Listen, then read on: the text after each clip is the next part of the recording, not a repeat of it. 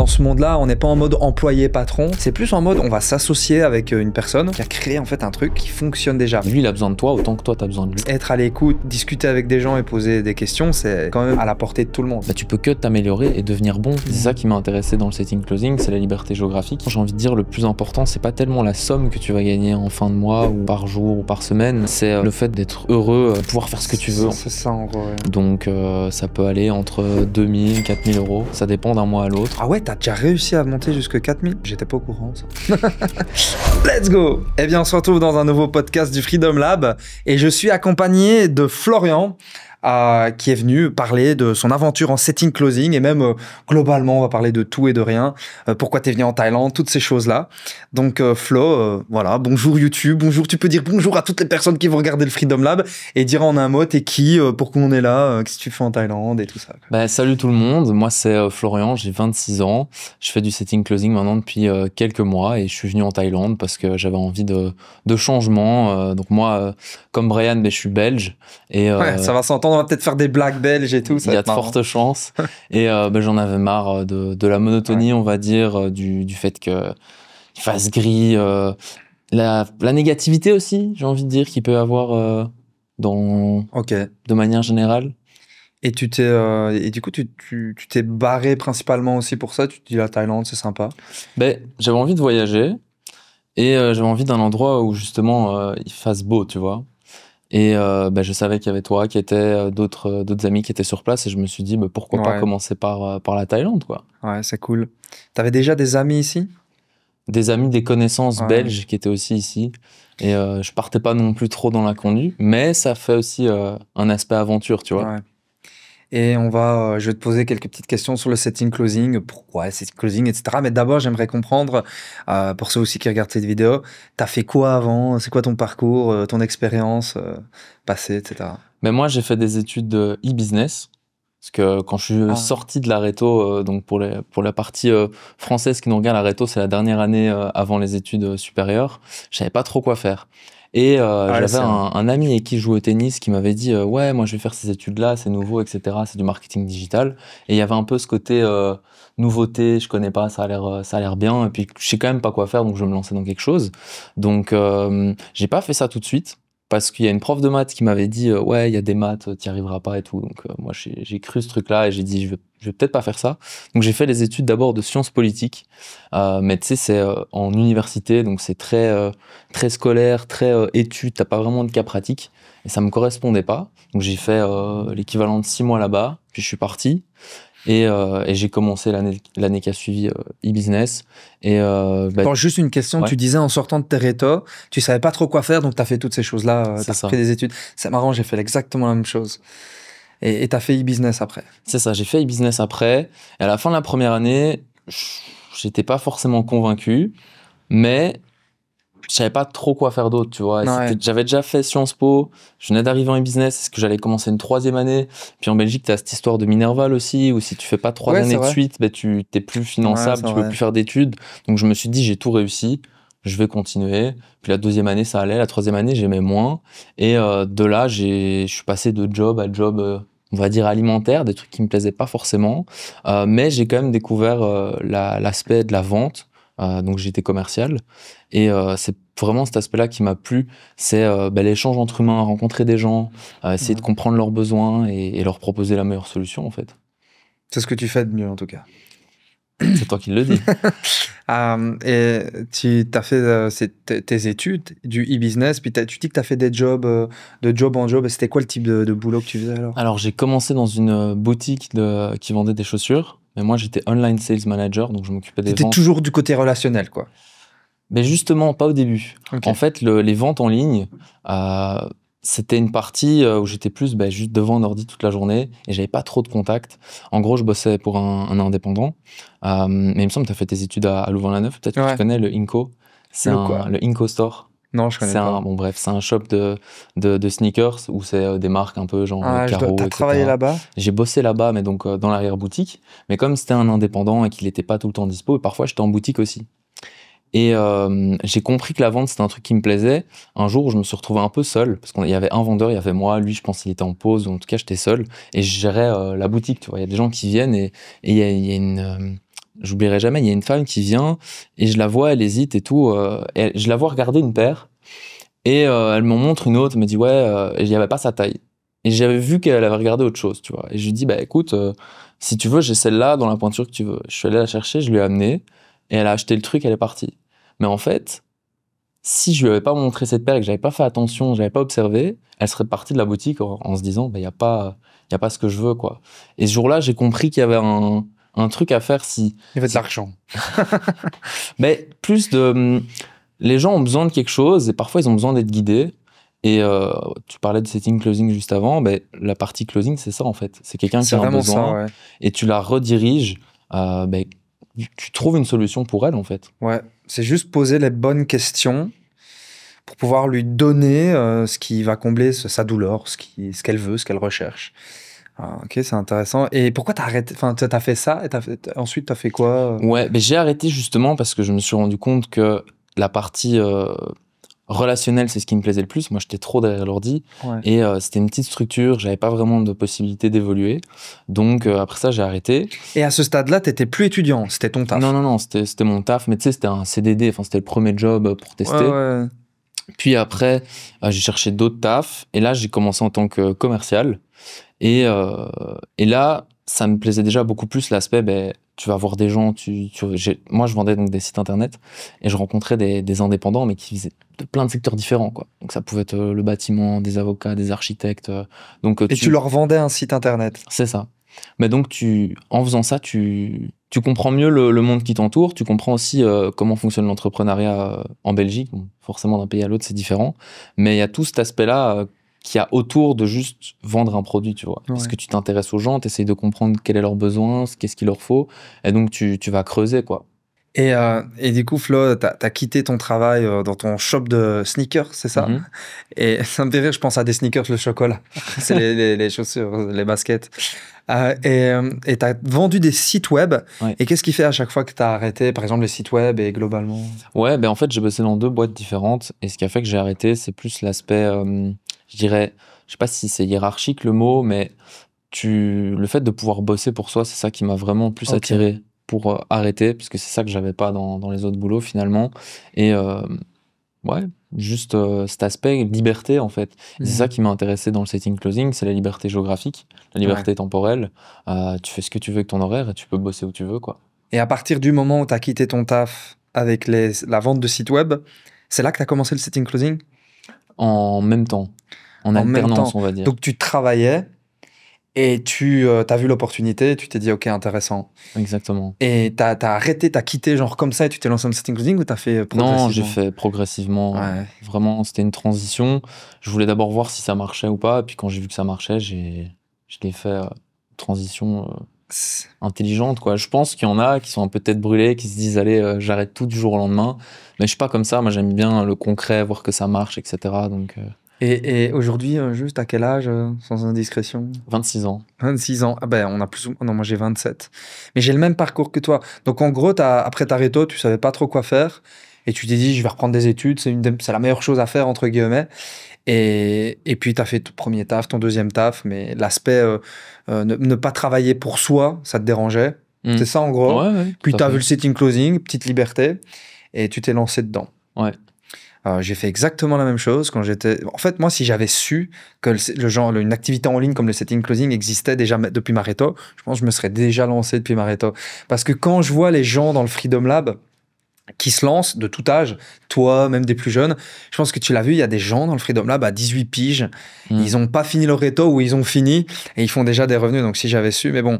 la meilleure chose à faire quand tu sors... Donc, réto, je sais pas c'est quoi l'équivalent en France. Je crois que c'est C'est quand c'est le moment où tu passes le bac. Ouais, c'est le moment où tu passes le bac, c'est avant l'université et après le bac, quoi. C'est quand tu finis ton bac. La meilleure chose à faire, en fait, quand t'as pas d'idée, c'est de reprendre des études. Et moi, j'ai fait ça aussi un peu, quoi. Mais let's go. Et comment t'as découvert ça alors? Comment tu m'as découvert? Parce que c'est moi, du coup, qui t'ai fait découvrir ça. C'était une pub, je crois, sur Instagram. Et j'étais très sceptique au début. J'étais là, comment c'est possible si ça marche? Et tu t'es dit quoi en voyant ma tronche? Tu t'es dit, oh, cool. Je pense comme beaucoup, hein, celui-là a l'air marrant, donc ça a piqué ma curiosité. Et j'ai regardé jusqu'au bout, puis c'était un appel, donc je me suis dit, ça me coûte rien. Et puis Ah ouais, t'as pris l'appel directement. Je sais plus si je l'ai pris directement, mais en tout cas, c'est resté dans un coin de ma tête. Puis j'ai réservé l'appel. Et puis, comme je t'ai dit, en fait, vraiment, c'est l'aspect qui m'intéressait le plus, c'était la liberté géographique temporelle. J'avais des idées de partir de la Belgique depuis un moment. Et aussi l'aspect de pouvoir gérer ton planning, quoi. Si t'as envie d'aller faire ton sport le matin, tu peux. T'as pas un 9-17 ou un bloc où toute ta journée t'es au même endroit. Ouais. C'est exactement ça. Et n'oublions pas, on fait ce podcast, on l'a pas dit, on est en Thaïlande, parce que les gens vont se demander, Brian, il est en Thaïlande, qu'est-ce qu'il fait en fait, t'es en Thaïlande. Et je voudrais savoir quand est-ce que tu as rejoint le Freedom Lab, parce que c'est dingue, quoi. Il y a quelques mois, tu étais en train de vendre des sites web en Belgique, et là, tu es ici, tu as rejoint la formation Freedom Lab, et tu es en Thaïlande, donc c'est quand que tu as rejoint la formation concrètement? Je pense que c'était en mars, avril, mai, je sais plus exactement. Ah, quand même. Parce que il y avait beaucoup de choses. Comme j'ai dit, je bossais encore, puis j'ai suivi la formation, puis j'ai commencé à bosser avec des entrepreneurs. Mars, avril, mai. Ouais, dans cette période-là, mais donc ça fait quelques mois. Hein. Là, on est au mois de décembre. Ça fait pas tant que ça. Enfin, pour ceux qui regardent cette vidéo, c'est quand même un changement de vie. C'est quand même un changement de vie complètement radical parce que tu étais il y a 6 mois en Belgique dans un taf que tu voulais quitter, entre guillemets. Tu as découvert la formation d'un petit rigolo sur les réseaux et c'est pour ça, ce podcast, les gens qui vont voir ce podcast, c'est des gens qui ont vu ma pub comme toi, tu as pu le voir avant. Tu as vu le truc d'un rigolo, tu as fait un appel et puis là, tu es en Thaïlande. Et pourquoi, du coup, tu es parti de la Belgique pour la Thaïlande? Qu'est-ce qui fait que tu as voulu te barrer? Vraiment, l'aspect qui fait pas beau, c'est con à dire, mais il y en a, je sais, ça joue sur leur morale, d'autres pas. Moi, je suis sûr que oui. Genre, tous les jours, il fait gris, il pleut. C'est bête dit comme ça, mais moi, ça jouait sur mon moral. Je suis d'accord. Genre, matin, tu te lèves, t'as moins envie, quoi. Alors qu'ici, il fait beau. Et puis aussi, même comment dirais-je, l'attitude des gens.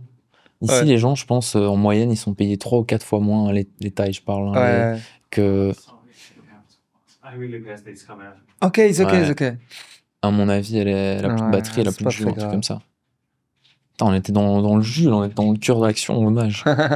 Ok. On était en pleine sodomie, t'as un peu décollé, Dominique. Ah putain, on est toujours enregistré, là. Ce sera pour les bloopers. Ça, en vrai, on pourra le mettre. Et par contre, on prendra. Bon, après, je dis ça parce que pour les gens qui voient pas, c'est qu'on a 3 caméras et ça fait... Ça peut faire ambiance. Du coup, je sais pas si ça record là, mais si ça record, on pourra laisser ça au montage. Oui, c'est marrant. C'est marrant, en vrai. C'est vrai qu'on a 3 caméras. Mais tu sais ce qu'on peut faire? On rajoutera ça au montage. On peut montrer aux gens. Ouais. Genre là, on peut montrer aux gens c'est quoi le setup. Grave. Je vais vous montrer directement si vous voyez. Là, on a plusieurs caméras. Donc là, on est avec Flo. Et là, il y a une caméra là. Alors, on va essayer de cadrer là. Et le mec là, en fait, il vient de remplacer celle-là parce que ça fait déjà 2-3 fois que c'est stylé, hein. Ça fait 2-3 fois qu'elle coupe parce qu'elle est déchargée, donc voilà un peu le contexte. Et du coup, on rajoutera ça en mode montage, ça peut être marrant. Ouais. Je sais pas du tout si ça continue à filmer ou pas, mais je pense que ça enregistre. Ça fait du off aussi, au pire. Ouais. Au pire, ça fait du off. Ouais. Ça, c'est jamais arrivé dans ce studio. Ouais, mais je pense. C'est cette caméra-là qui a cut. Elle a merdé. T'imagines si on était en pleine séance de porno? Putain, quoi, t'es en pleine action, le mec, il est là, on a plein d'orgasmes et on lui dit, non, attends, la caméra, elle va plus. Ce qui est bien, c'est que nous, on peut recommencer. Pour eux, c'est peut-être plus compliqué. T'imagines, je suis sûr que c'est déjà arrivé. T'es dans une scène de cul et en fait, putain, la caméra marche pas, merde, et le mec, il est déjà en pleine action. D'office, mais même, il y a des bloopers de mecs qui se prennent comment dirais-je, des résidus non volontaires sur eux. Hein. Oh. Le caméraman trop proche. Bon, je pense que la technologie, ça a dû évoluer maintenant, mais... Le caméraman avec son parapluie sur le côté. J'ai vu ça sur des Reddit, des mecs qui se font avec un parapluie. C'est marrant parce que si ça est enregistré, on le mettra dans le podcast. Ouais. Ah, I'm sorry, is this recording with this camera? Yeah. Yes. Okay, good. It will be fun. Because maybe we will use what we've just said. Yeah. Heureusement que t'as pas entendu. Hein. Ouais, parce qu'on était en train de dire que t'as merdé avec ta caméra. Et je suis même en train de me dire qu'il s'est peut-être passé des choses ici pas très catholiques, hein, si tu vois ce que je veux dire. Ah, c'est bon, il revient. Il revient, donc on va pouvoir reprendre le podcast, les amis. Ouais. Et d'ailleurs, en attendant, instant pub. Ah ouais, t'en profites, tu mets ta petite pub.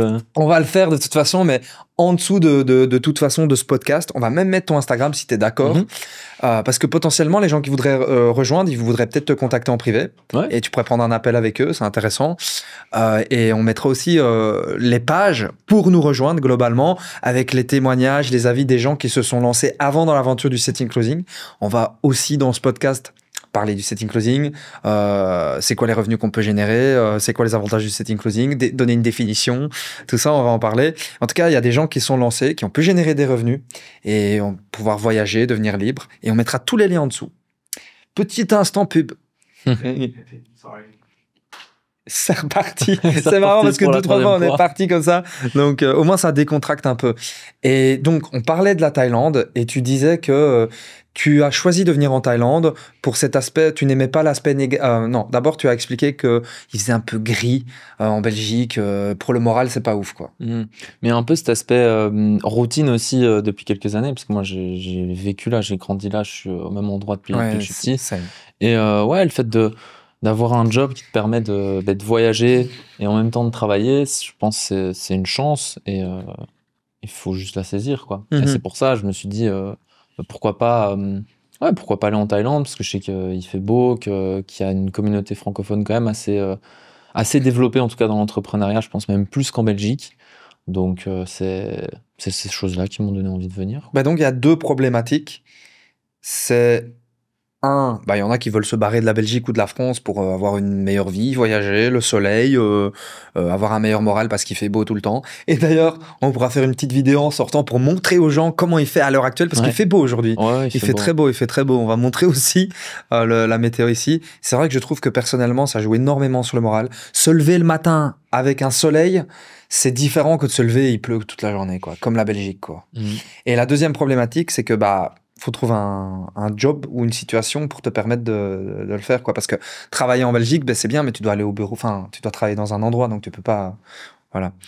Et je sais plus où je voulais en venir. Du coup, je peux revenir sur ce que je disais avant. Enfin, je pense que je disais ça. Ils feront leur chipotage au montage, mais ouais, l'aspect qu'ici les gens ils sont heureux de te servir, de t'aider.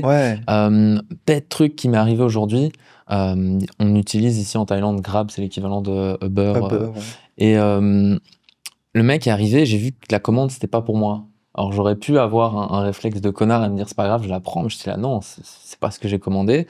Le mec était pas encore parti, il revient, il prend, il le ramène, et il me ramène la commande une demi-heure plus tard. Mais le mec s'est excusé 4 fois et tout. Moi j'ai dit c'est pas grave, tu vois, genre l'erreur est humaine et tout. Et ça c'est un exemple, mais il y en a plein. Un jour j'ai oublié une carte dans un ATM, je suis revenu. Ils avaient emballé ma carte dans du plastique et tout. T'as ce sens de la solidarité, de la gentillesse, qu'il y a aussi, je pense, en Belgique, mais même sûrement en France, mais c'est différent. Il y a plus ce côté individualiste où ici, les gens, ils s'entraident et puis même, c'est bête, mais ils sont souriants, quoi. Ils sont contents de t'aider. Ça joue énormément sur le moral. Moi, pour prendre un exemple, j'avais oublié mes écouteurs dans un taxi. À savoir que les embouteillages à Bangkok, c'est horrible. Bon, ça, c'est un point négatif. On n'est pas obligé de vivre à Bangkok. Nous, on est à Bangkok, mais voilà. Et j'avais oublié mes écouteurs. Et sauf que le mec, une fois qu'il se barre pour revenir chez moi, il doit faire 1 heure de route pour faire 1 kilomètre parce que c'est full embouteillage. Le mec, il avait niqué sa soirée pour venir rapporter mes écouteurs que j'avais oubliés dans son truc. Bon, perso, je sais pas si moi-même, si j'avais été le taxi ou en France, si on aurait fait pareil pour moi. Pour moi, ça m'a changé d'être ici parce que, comme tu dis, les gens sont aimables, serviables, toujours avec le sourire. Moi, ce qui m'impressionne, c'est que ils gagnent moins. Ils ont peut-être parfois des situations un peu plus de misère que nous. Nous, on se plaint beaucoup. Et tout le temps, ils sourient. Tout le temps, ils sont gentils avec toi. Ils essayent pas de te voler. Toi, tu peux avoir un peu plus d'argent qu'eux, ils sont pauvres. Ils vont pas essayer de t'arnaquer, ils vont pas essayer de te voler, ils vont juste tout le temps souriant avec toi. C'est ça, j'aime bien aussi. Il y a cette mentalité qu'il y a ici aussi, c'est de faire aux autres ce que tu aimerais qu'on te fasse.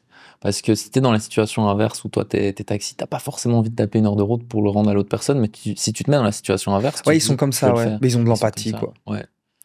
Et tu comptes rester ou tu vas te barrer?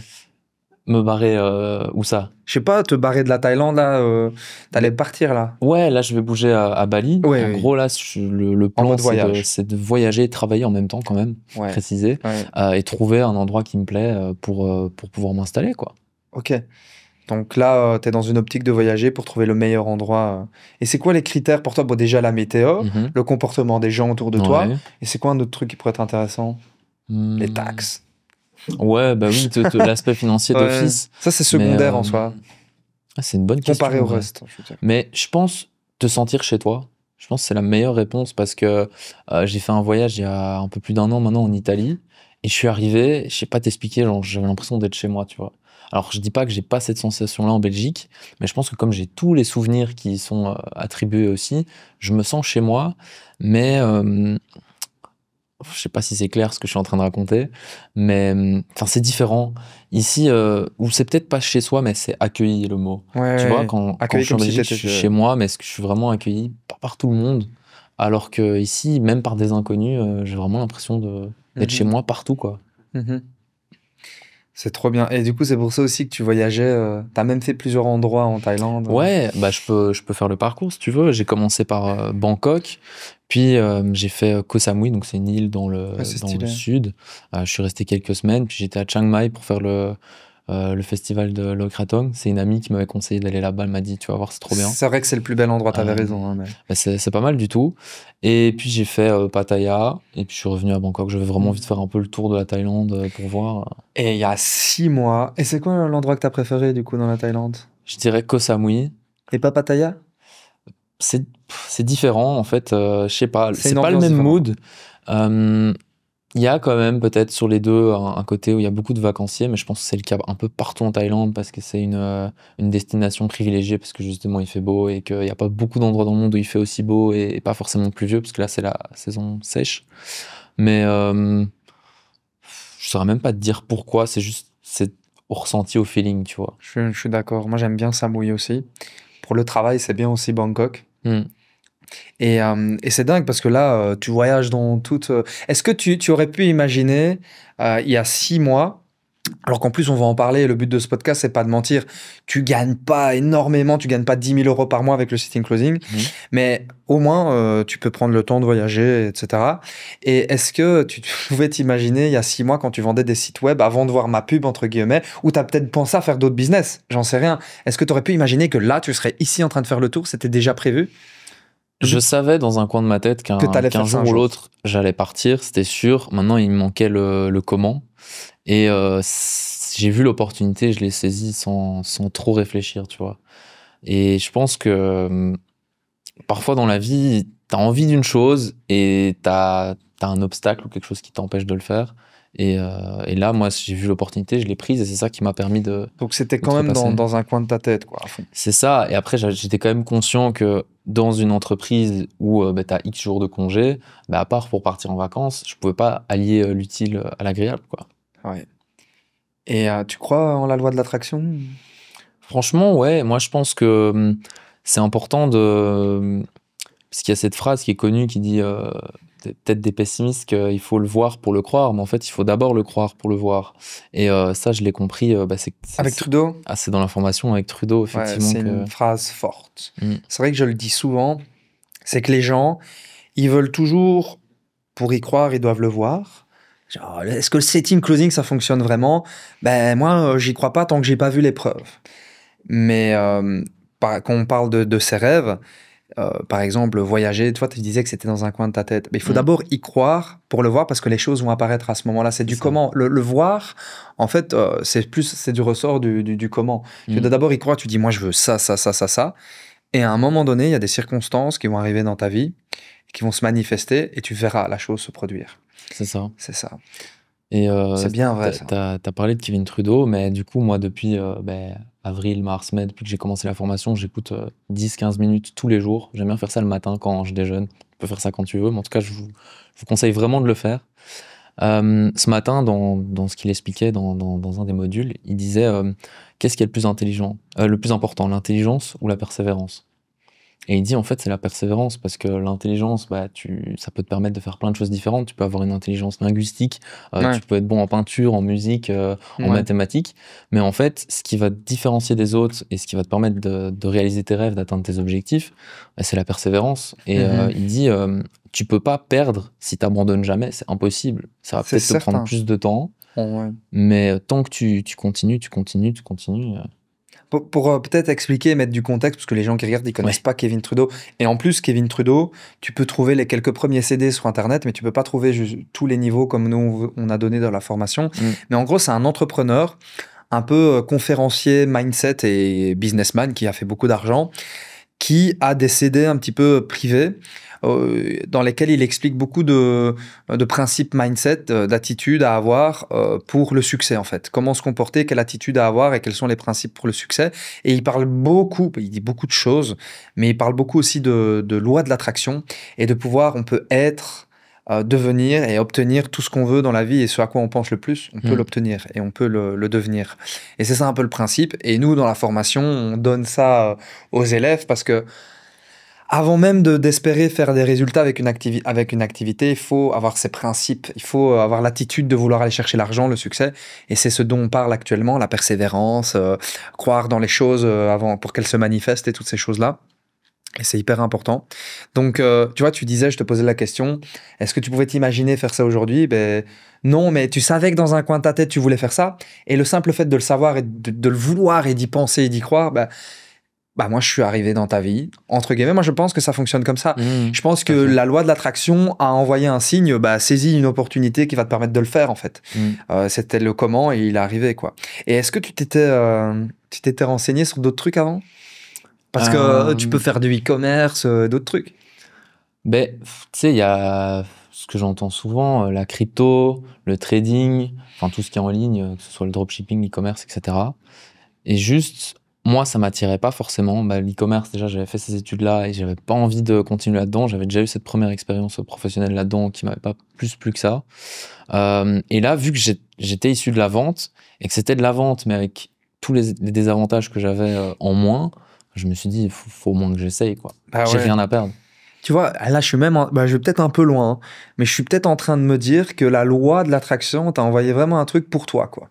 C'est que t'étais déjà bon dans la vente et dans le relationnel, tu voulais voyager et devenir un peu plus libre, et boum, il y a un mec comme moi qui arrive en mode, tu peux faire de la vente en ligne. Ouais, clairement. Je me dis, moi, j'y crois vraiment en ces choses-là. Et tu parles de l'attraction, mais je disais aussi, il faut le voir pour le croire. Mais la visualisation aussi, c'est un process ultra puissant. Et moi, quand j'ai rejoint la formation, je me suis visualisé justement voyager, te rencontrer, avoir cette discussion et ça se matérialise, quoi. Mais c'est juste, il faut y croire, mais il faut aussi persévérer. Parce que souvent, les gens pense que l'attraction, c'est parce que j'y pense, ça va venir. Ouais, oui, non.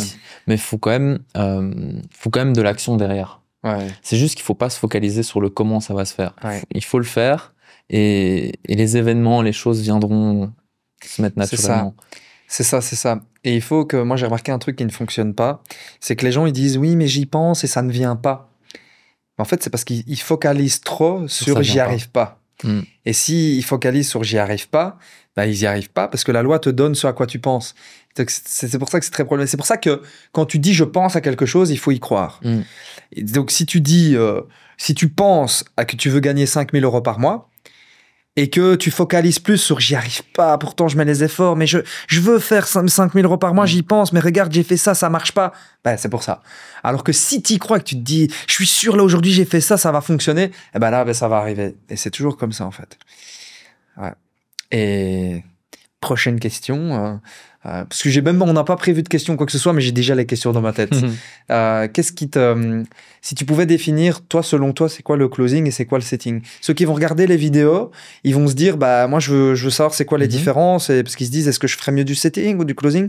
Si tu pouvais définir, selon toi, selon tes mots, le setting et le closing, simplement. Hein, sans... Ouais, je dirais que le setting, c'est discuter avec les gens, échanger par message et essayer de comprendre qu'est-ce qu'ils ont besoin, pourquoi ils sont là. Et le closing, c'est leur montrer quelles sont les solutions à leurs besoins et les guider vers c'est ça. Le fait de prendre c'est ça, de prendre la décision. C'est ça la distinction quand même. Parce que je pense souvent les gens hésitent, ont peur, sont méfiants, et il peut y avoir tout un tas de choses comme ça. Et l'idée, c'est de guider, accompagner, rassurer la personne sur le fait que, en fait, elle prend une bonne décision. C'est ça. Mais du coup, il y a quand même une distinction. C'est que le setting, c'est en mode par message, éventuellement, on va comprendre les besoins. pour l'envoyer chez un closer. Dès qu'on détermine, OK, cette personne, elle est qualifiée, comme on dit, ça veut dire elle est intéressée, elle a potentiellement les moyens et elle est OK, ça lui correspond, elle est OK d'avancer vers ce programme. On va l'envoyer chez un closer, le closing, qui lui, par contre, va faire passer à l'action la personne.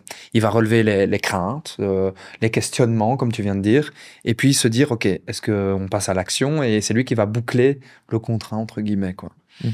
Et peut-être est-ce que pour toi, c'est une activité difficile? Est-ce que c'est... Comment tu le sens? Pour moi, non.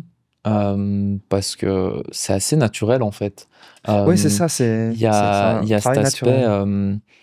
tu peux voir ça comme une discussion dans un bar, tu vois. C'est quelqu'un que tu connais pas. Ouais. Et il y a une raison qui fait que vous êtes amené à discuter. Et de fil en aiguille, tu t'intéresses à la personne.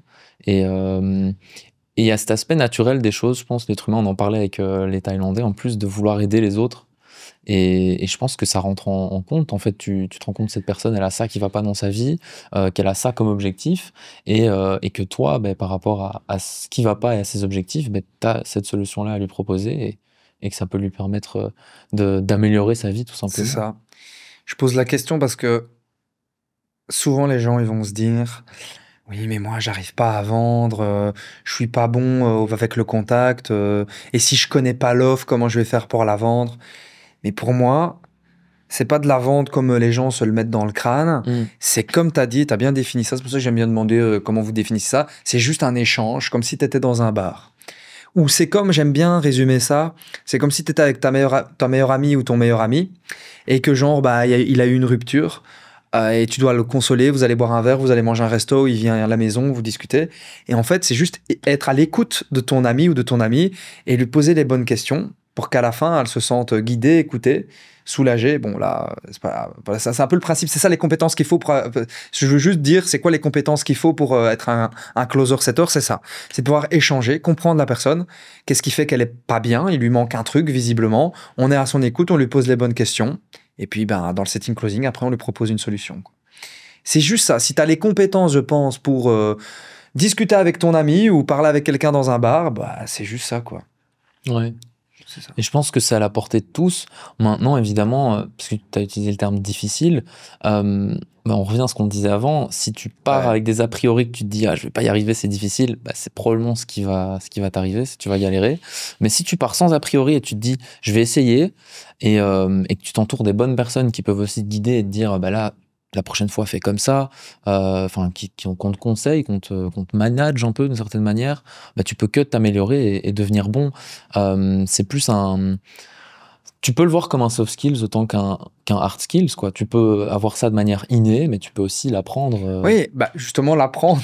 Il y a notre formation, parce que c'est un peu ce qu'on fait, où on apprend, et c'est pas bien compliqué. On vous donne les petits tips, on explique comment le faire. C'est vrai que pour certaines personnes, c'est inné de pouvoir échanger avec les autres, d'être à l'écoute, etc. Mais être à l'écoute, discuter avec des gens et poser des questions, c'est quand même à la portée de tout le monde. C'est juste que parfois, certaines personnes sont plus aptes à ça. Et d'ailleurs, je peux peut-être renvoyer vers le podcast de Alexandre, qui lui, tu vois, toi, t'es un peu dans le relationnel, t'es un peu comme moi, où on aime bien parler avec les gens, on aime bien connecter, et on aime bien, on a de l'empathie, tout ça, on connaît. Mais par exemple, Alexandre, qui est venu dans le podcast il y a 1 mois, lui, c'était tout l'inverse. C'était un mec...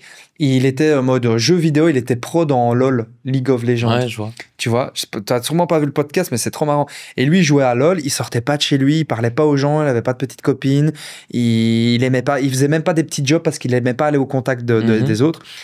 Et puis, à un moment, il a pété un câble et il voulait avoir une vie, etc. Et surtout avoir plus de liberté et sortir de ça. Et il a découvert le setting closing. Enfin, d'abord, il a fait un taf dans une boulangerie. Ça lui a fait rendre compte qu'en fait, il veut devenir libre et que le taf en boulangerie, bof pour ça.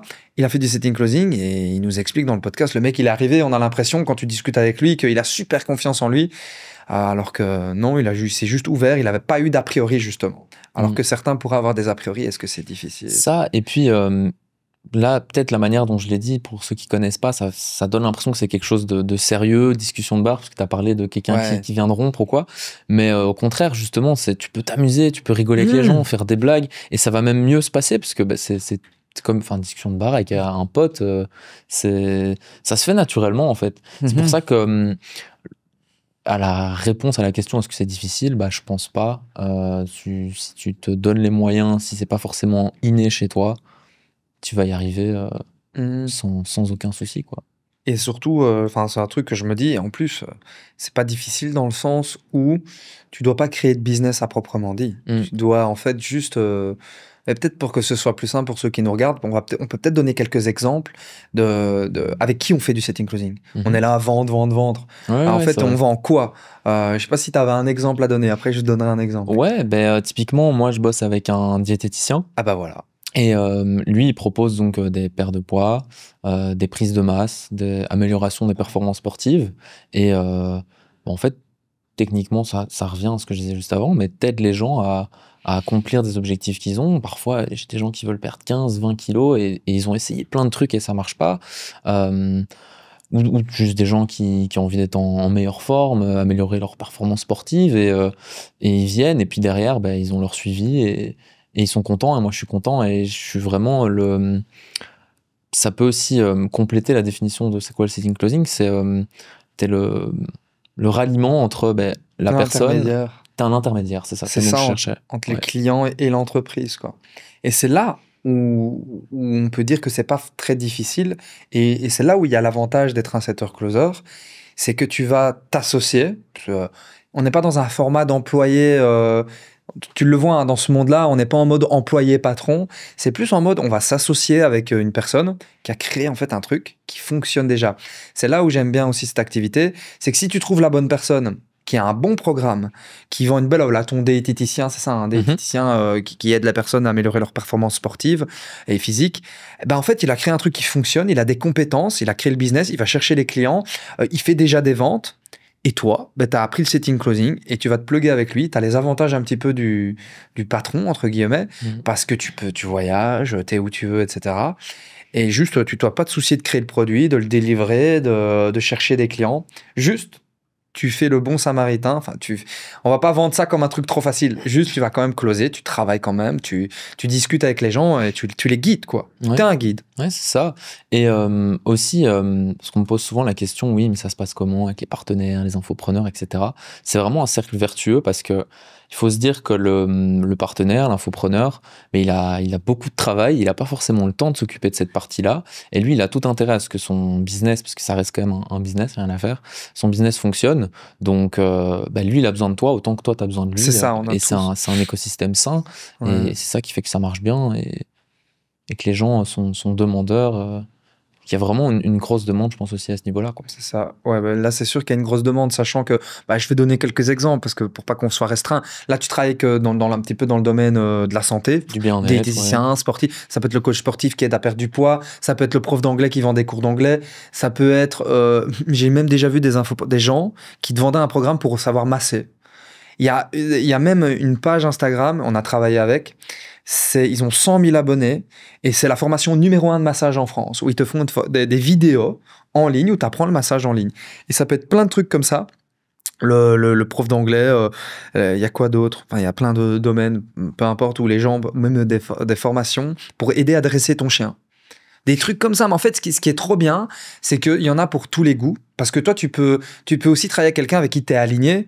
Imaginons que tu aimes bien le sport, la santé, tu peux travailler là-dedans. Tu aimes bien les chiens, tu peux travailler avec quelqu'un qui... Voilà. Il y a plein de trucs comme ça.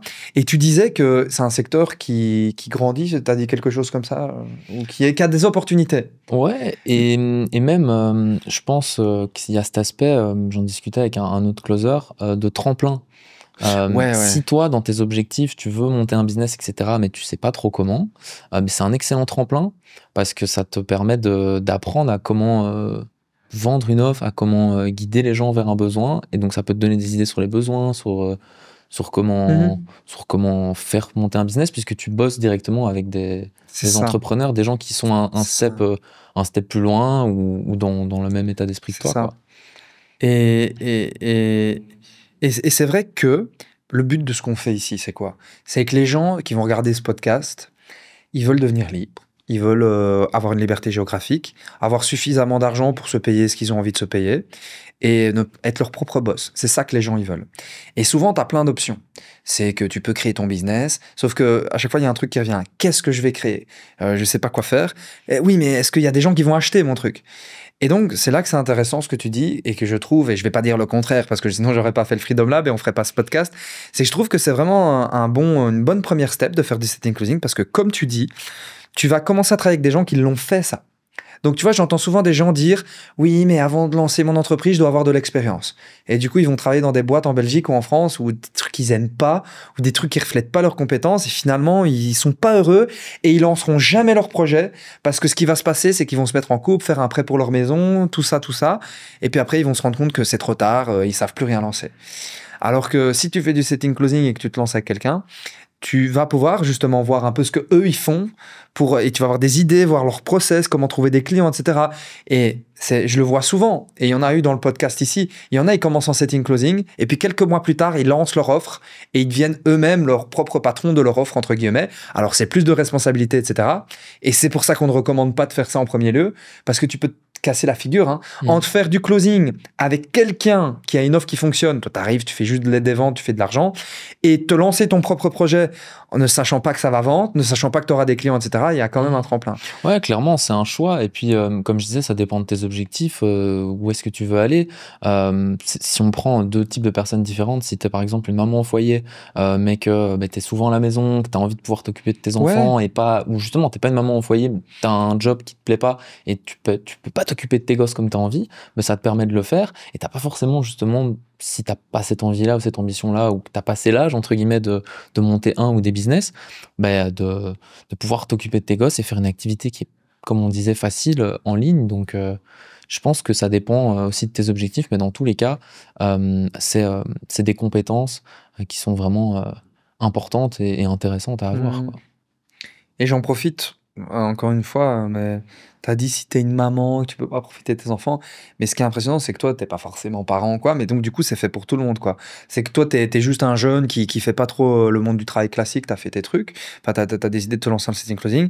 On a des mamans dans la formation qui font ça, je pense à Laure, je sais pas si tu vois qui c'est. Ouais. Et il y en a d'autres, quoi. Tu peux être vieux, maman, papa. C'est ça qui est bien, par contre. C'est que par contre, si tu fais cette activité-là, ça te promet d'avoir un peu plus de liberté, d'être chez toi et de pas aller dans un bureau et surtout de pas avoir de patron. Et ça va évidemment pas te rendre riche, mais ça te permet de faire ça un peu comme un complément de revenu pour certaines personnes. Parce que moi, il y a certaines personnes dans la formation, ils me disent, moi j'ai un taf qui me plaît, mais je veux juste un complément de revenu. Parce que dans le sens où c'est difficile la vie en France et en Belgique, boucler les fins de mois, c'est pas toujours évident, en mode complément de revenu. Ou alors, j'ai d'autres personnes qui me disent, ils sont étudiants, ils sont déjà venus dans le podcast, étudiants, je peux pas quitter mes études. Et c'est ça qui est bien avec le setting closing. C'est que ça va pas te prendre des heures de créer un produit, de chercher des clients. Non, tu fais juste du setting closing quelques heures, tu auras un complément de revenu. Ça dépend des ambitions. Parce que j'ai déjà vu des closers qui font plus de 5-10 000 euros par mois. Bon, ça, c'est des closers qui font que ça, par contre, et qui sont chauds. Ouais, c'est pour ça que j'utilise le mot tremplin, parce que t'en fais un peu ce que tu veux. Si t'as envie que ce soit un complément de revenu pendant longtemps, parce que, je sais pas, t'as un job artistique qui rapporte pas beaucoup d'argent, mais qui te passionne, mais en même temps, t'as envie de pouvoir te faire plaisir en fin de mois, voyager, j'en sais rien, c'est intéressant. Si, comme tu dis, t'as envie de te lancer à fond et de te mettre... Tu choisis, en fait. Vu que tu fais ce que tu veux avec ton temps, il n'y a pas quelqu'un qui te dit de 9 à 17, tu dois aller au bureau, tu dois faire ci, tu dois faire ça. C'est toi qui décides, en fait. C'est en fonction de tes motivations, de ton ambition. Donc, c'est vraiment... c'est ça qui est bien aussi, c'est l'accessibilité. C'est à tout le monde, en fonction de tes objectifs. Tu peux. Et aussi en fonction du temps que toi, tu as envie d'investir dedans, quoi. C'est bien vrai ça. et une question que tout le monde se pose, c'est la question qu'on n'a pas relevée, mais ils n'attendent que ça. Et c'est combien tu peux gagner en setting closing. C'est quoi les mois que tu as pu, sincèrement, les mois que tu as pu générer, par exemple avec ton infopreneur, ou même globalement. C'est quoi la moyenne que tu as pu générer? Moi, c'est un cas particulier, puisque je bosse avec 2 infopreneurs en même temps. Donc, ça peut aller entre 2 000 4 000 euros. Ça dépend d'un mois à l'autre. Ah ouais, tu as déjà réussi à monter jusque 4 000? Oui, en combinant les deux, oui. J'étais pas au courant, ça. Mais en fait, ça dépend. Tu as des mois aussi qui sont plus intéressants que d'autres. Tu as des périodes en fonction des infopreneurs avec qui tu vas travailler. Donc ça, il faut prendre en compte. Maintenant, j'ai envie de dire, le plus important, c'est pas tellement la somme que tu vas gagner en fin de mois ou par jour ou par semaine, c'est le fait d'être heureux, de pouvoir faire ce que tu veux. C'est ça, en gros, ouais. Moi, perso, c'est Pas cet de aspect-là contrainte. qui est le plus important. Bah, je comprends tout à fait, hein, ça dépend de l'objectif que tu as. Mm. Bah ici, si ton but, ouais, c'est de juste vivre une vie sans contrainte, je fais ce que je veux, quand je veux, on me fait pas chier, bah c'est parfait. Mm. Et donc là, la moyenne, tu as pu faire, du coup, ça dépend des mois, entre 2 4 000.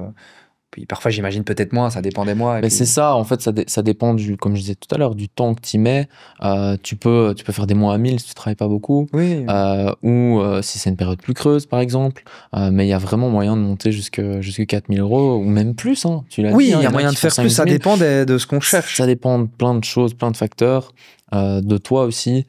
Donc, je veux dire, ça dépend des objectifs d'une personne à l'autre. Mais moi, comme je t'ai dit, tant que je suis heureux dans ce que je fais, moi, c'est le Ouais. plus important, tu vois.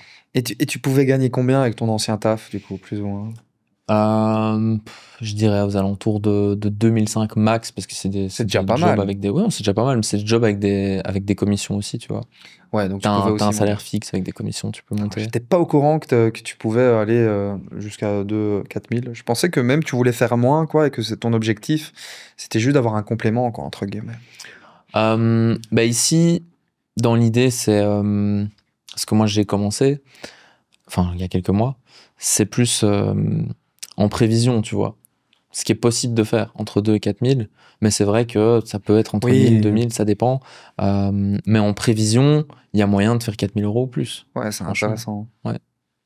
Mais tu ferais quoi, tu fais quoi avec 4 000 euros? J'imagine que tu dépenses pas. Enfin, on n'est pas des. Enfin, moi personnellement, je dépense pas Non. énormément. Bah, je pense que le truc le plus logique, tu mets de l'argent de côté, Ouais. tu peux investir, et le reste de l'argent, mais quand même te faire plaisir avec, quoi. Je dis ça parce que quand je vois le salaire moyen en France et en Belgique, si les gens regardent ce podcast, c'est qu'ils n'ont pas des salaires de fou, sinon ils ne regarderaient pas ce podcast. Quand tu dis à quelqu'un en France et en Belgique, tu peux gagner 4 000 balles par mois, eux, ils s'imaginent déjà, c'est pour ça que je te pose la question, qu'est-ce que je ferais avec 4 000 Ils se disent déjà, ouais, je pourrais voyager et tout. Parce que là, actuellement, en France et en Belgique, moi, je discute même avec ma maman, ou même les gens, ils savent pas mettre de l'argent de côté fin du mois. Juste, tu travailles pour payer le loyer, manger, Ouais, non, c'est vrai. et c'est tout, quoi. Et aller dormir, et puis aller travailler, et toujours faire ce cercle-là, quoi. Donc 4 000, tu peux déjà te mettre bien, quoi. Ouais. Ouais, clairement. Et ça ressemble à quoi ta journée idéale? Idéal. Bah, le premier truc qui me vient en tête, c'est ma journée type, du coup. Un Bah peu ouais. pareil. Bah, je vais me lever, je vais aller faire mon sport, je vais manger aussi. Ouais, d'ailleurs, pour la petite anecdote, je te coupe. On voulait faire. Là, il est 18h. Chez nous, il est quelle heure, là? Ouais. Ouais, il va être Je vois, 18. tu vas en venir. Ouais, c'est ça. Parce que tu dis ma routine, je fais mon petit sport. Ouais. Et il y avait 2 créneaux pour faire le podcast aujourd'hui. C'était 10h du matin ou 17h. Et Flo n'était pas très content. Il m'a dit 10h du matin, ça va casser ma routine de sport. Comme quoi, vraiment, l'objectif, c'est de faire ce que je veux quand je veux. Je veux pas de contraintes, je veux pas qu'on me fasse chier. C'est un peu le principe.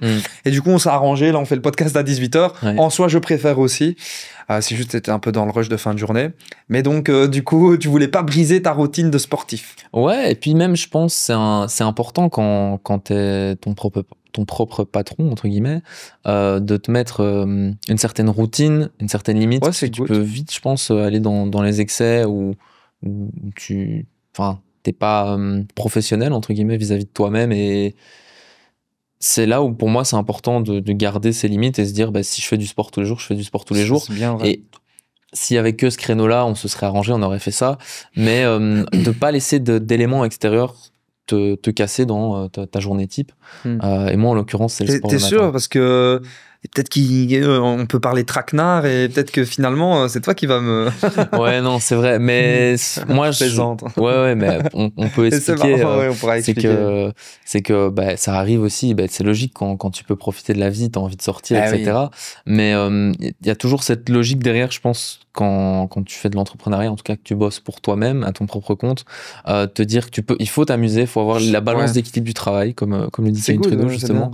T'as bien suivi, tu écoutes toujours? Ouais, mais je te dis, tous les jours, 10-15 minutes. Incroyable. Mais je trouve que c'est quand même game changer parce que dans ton mindset, dans la manière d'aborder les choses, de voir les choses, j'ai une autre anecdote, un truc qui a pas trop de sens, mais le condo où je suis, il y a, tu dois scanner une carte pour rentrer dedans et pour utiliser l'ascenseur. Ouais. Je sors de ma chambre, j'oublie la carte, je m'en rends compte assez vite et je me dis, bon, c'est pas grave, j'ai pas besoin je sais pas pourquoi, je me dis que ça va marcher sans. Je descends pour aller chercher à manger, je remonte, et ben, je peux pas rentrer dans l'ascenseur, mais j'attends que quelqu'un passe. Quelqu'un passe, m'ouvre, et là, je vois, je peux pas mettre mon numéro dans l'ascenseur. Donc, j'ai dû attendre que quelqu'un rentre dedans, ressortir, et là, je commence à être, comment je vais faire, tu vois. Je me retrouve au 16e alors que je suis au 14e. Et je sais pas où sont les escaliers. Je me retrouve à une porte de secours, je l'ouvre sans réfléchir, et puis, je descends au 14e, et je vais ouvrir, Et là, pas moyen. Tu vois 2 ladyboys tout de suite. Et pas moyen d'ouvrir.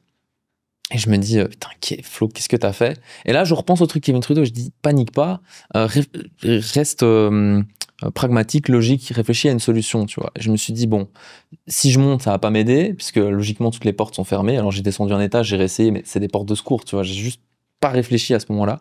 Et là, je me suis recentré dans le moment présent. Je me suis dit, je suis descendu jusqu'en bas. Et au 3e, heureusement, la porte était à moitié ouverte parce que c'était un parking. Je me suis faufilé et j'ai pu manger, faire mon truc. Et là où je veux en venir, c'est que des fois, il t'arrive des choses, tu prends pas forcément les bonnes décisions, mais c'est de se recentrer et de penser à des choses positives, pas paniquer, etc.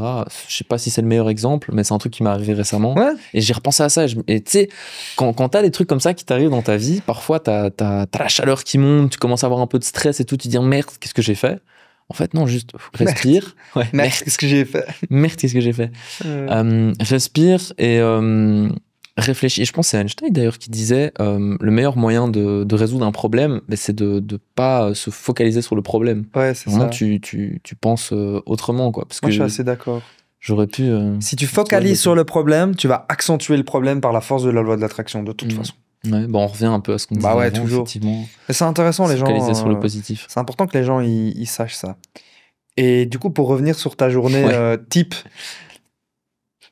on va peut-être même expliquer une anecdote. Ouais, vas-y. Parce que il disait du coup, ta journée type, tu commences par du sport. Et là, j'ai expliqué qu'on pouvait pas justement faire le podcast au matin parce que tu devais faire ton sport. Ouais. Et puis j'ai dit, ouais, mais parfois tu veux m'entraîner dans un traquenard. Ouais. Et en fait, je peux expliquer juste l'anecdote trop marrante du closer, comme quoi le closer décide. Enfin, c'est bref. Ah oui, je vois, tu vois. Et genre, on a été. Qu'est-ce qu'on a fait ce jour-là? J'ai été manger un bout avec toi. Ouais.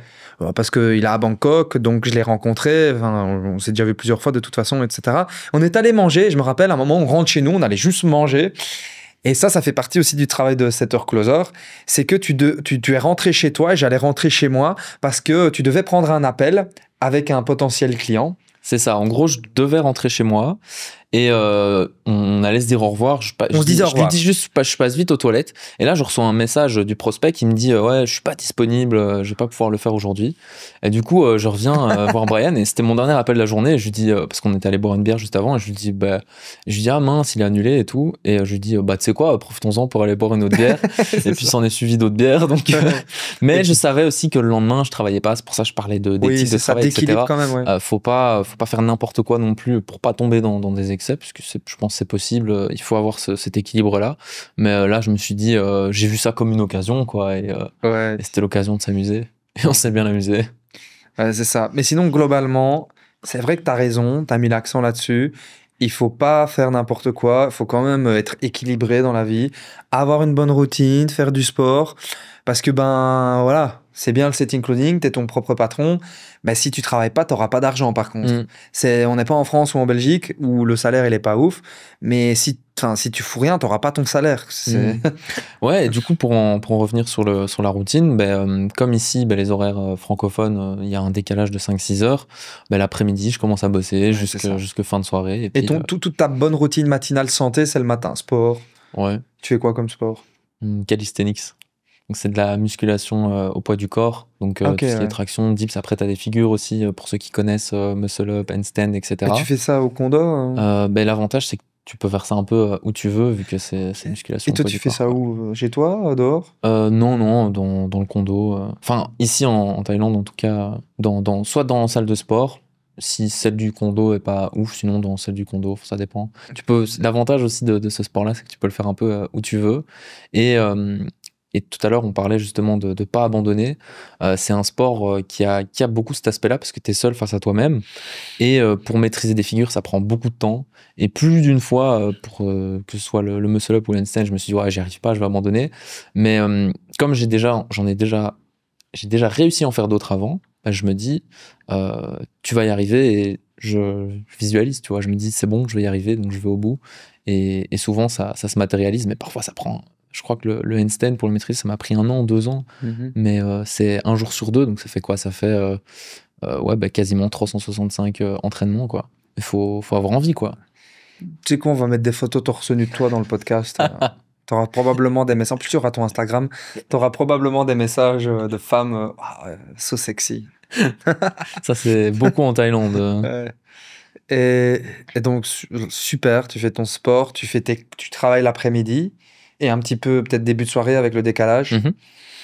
Et le soir, tu fais quoi globalement de tes journées, de tes soirées Bah, le soir, c'est entre les deux quand même. Il y a un moment où je mange, et puis le soir, juste, je suis fatigué, je vais me reposer. Donc, c'est plus, je dirais, la partie loisirs, sport, etc. le matin. Allez, peut-être le soir, en fonction de si je suis fatigué ou pas, je vais me regarder un épisode d'une série sur Netflix, un truc comme ça. Mais c'est quand même bien d'aller se coucher tôt pour le lendemain, pour être en forme, tu vois. Donc, pas faire n'importe quoi. Et puis, de temps en temps, amener Brian dans un traquenard, c'est marrant aussi. Un traquenard, je ne sais même pas si ça se dit en français. Je pense. Hein. Ou c'est belge? Bonne question. Je pense que un traquenard, c'est attirer quelqu'un dans une situation qui n'était pas prévue, quoi. Ouais. Ouais, ben, un bourbier, un guet-pied. Un bourbier, un guet-apens. Un guet-apens. Je pense que les gens ont compris, du coup. Maintenant. Ouais, je pense que c'est bon, là. Ils ont eu 4. Magnifique. Et là, est-ce que tu considères que t'es bien, tu te sens bien, là, t'es épanoui, t'es en plein sentiment de plénitude? Franchement, ouais, je pense que le mot aussi, c'est sérénité. Et on le recite encore, mais c'est Kevin Trudeau qui le dit, le plus important, c'est, à l'instant T, c'est de se sentir bien, tu vois. Ouais. Et c'est aussi ça qui te permet d'avoir des pensées positives et de tendre vers des choses positives. C'est pour ça, en fait, que c'est ça l'objectif principal, se sentir bien maintenant, tout de suite. Ouais. Ça fait un peu écho à mon anecdote de l'escalier, où tu auras des choses qui vont arriver qui sont pas forcément prévues, ou désagréables. Te retrouver au 16e étage, et puis c'était le 16e, c'est ça? Ben, c'était le 16e, j'étais enfermé, il y avait pas de clim, c'est chaud. T'as ouvert la porte d'urgence, pas de clim. C'était pas le truc le plus malin, mais... Et là, t'as vu des nanas toutes nues. Ça aurait été bien.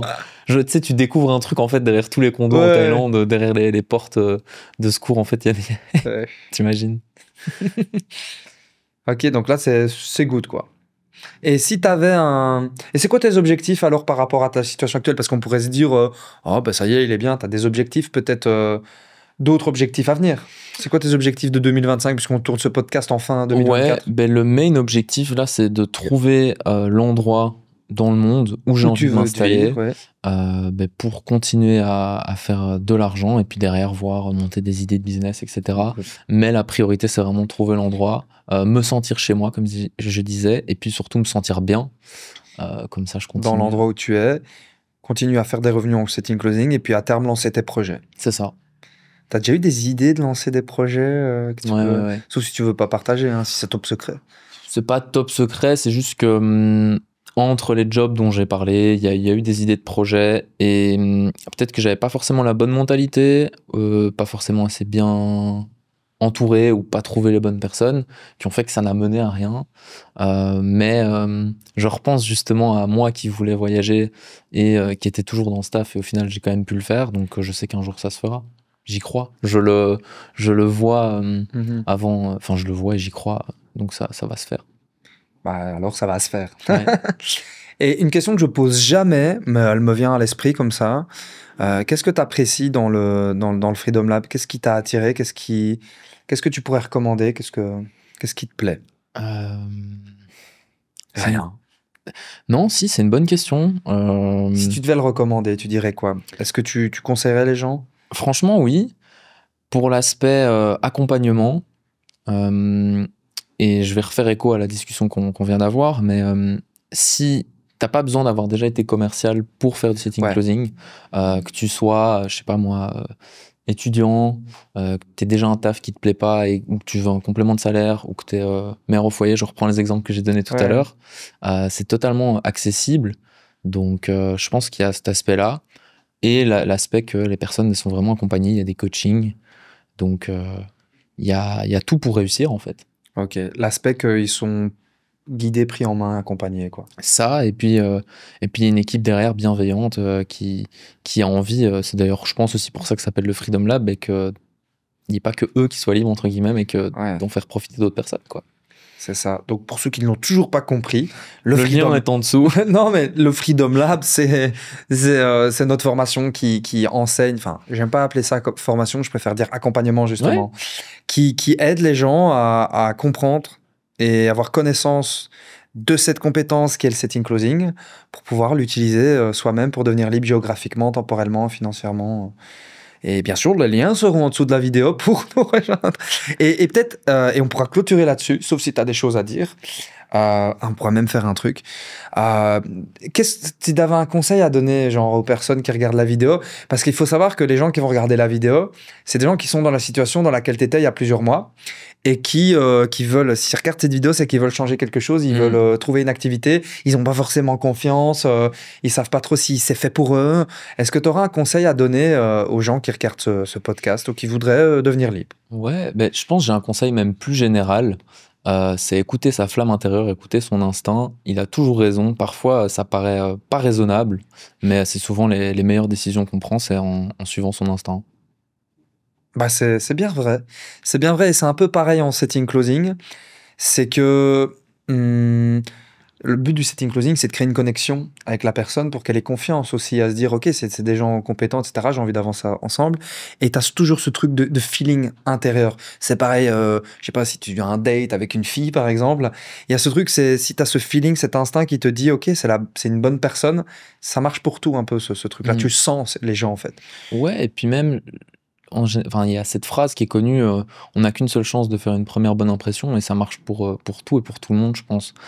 Tu sens assez vite, t'apprends, je pense aussi à sentir les gens ou les conditions, les endroits, etc. Je suis sûr que ça vous est déjà tous arrivé, vous rentrez à un endroit et vous vous sentez pas très bien, ce genre de choses, quoi. C'est bien vrai. Genre ici, quand on est arrivé, on n'était pas bien. Imagine. Ouais, on s'est dit, c'est quoi ici comme studio? Non. Le mec, sa caméra ne fonctionne pas, là. Non, mais en vrai, c'est bête, mais là, il est derrière la caméra, mais on s'est senti accueillis, je pense, tous les deux, parce qu'il est arrivé, il nous a proposé à boire et tout. Ils nous donnaient de l'eau. Ouais. Non, ils sont très sympathiques ici.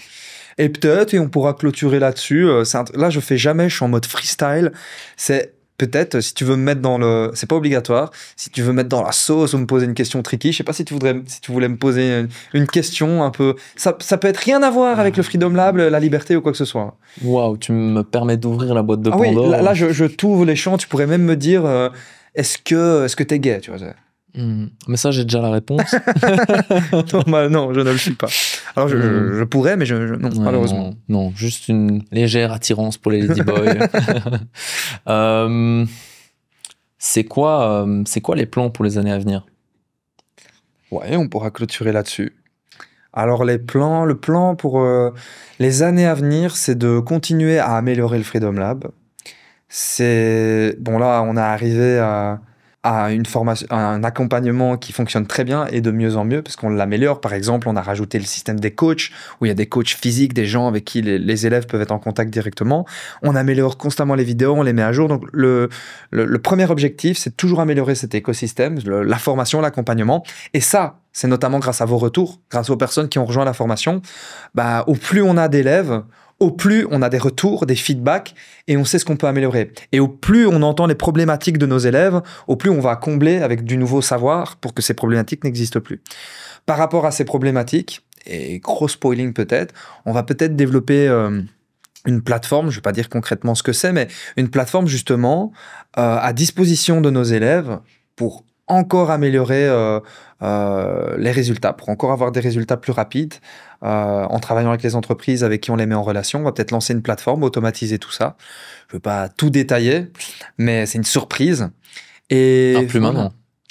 Oui, mais j'ai pas dit c'était quoi exactement. C'est juste une plateforme qui sera à disposition des élèves pour un outil supplémentaire, une ressource supplémentaire qui va leur permettre d'avoir de meilleures entreprises avec qui travailler encore et aller plus vite, plus loin et gagner des résultats encore plus.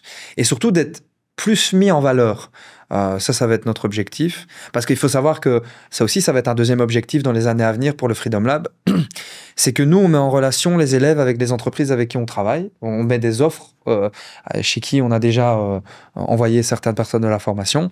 Et le but, c'est de toujours solidifier les relations avec ces personnes-là, d'envoyer des élèves toujours, et d'avoir des meilleurs retours, plus d'entreprises, de créer de meilleures relations, et toujours proposer à nos élèves de meilleures entreprises avec qui travailler. Et en fait, mon focus pour les prochaines années, c'est ça. Parce que je sais que Freedom Lab, ça ne va pas s'arrêter maintenant. Ça fonctionne depuis longtemps. On peut encore l'améliorer. Et ça va être juste ça, mon focus. Pour les années à venir. Ça, c'était les années à venir ou 2025? Ouais, moi, j'ai fait exprès de laisser une question un peu générale pour... c'est ça. Et je dis pas ça, et j'ai pas dit ça en mode pour vendre le Freedom Lab, mais c'est vraiment le focus, quoi. Ouais. Et par exemple, je peux donner d'autres détails, mais là, on est en train de développer les diplômes Freedom Lab. Je pense que tu l'as vu. On développe aussi les trophées Freedom Lab. Donc, à chaque fois que des personnes de notre formation vont générer des revenus, on va leur délivrer un trophée. Bon, les premiers 5 000 €, un trophée, un peu comme YouTube fait avec le nombre de followers. Et pareil, au bout de notre formation, on vient de lancer les diplômes, les certifications qui font que quand quelqu'un sort de la formation, on va certifier, envoyer un diplôme qui atteste des compétences qu'ils ont pu apprendre. Donc, c'est ça un petit peu le focus, c'est d'améliorer tout ça. Et il y a une autre question auquel je pense que peut-être d'autres gens peuvent se poser.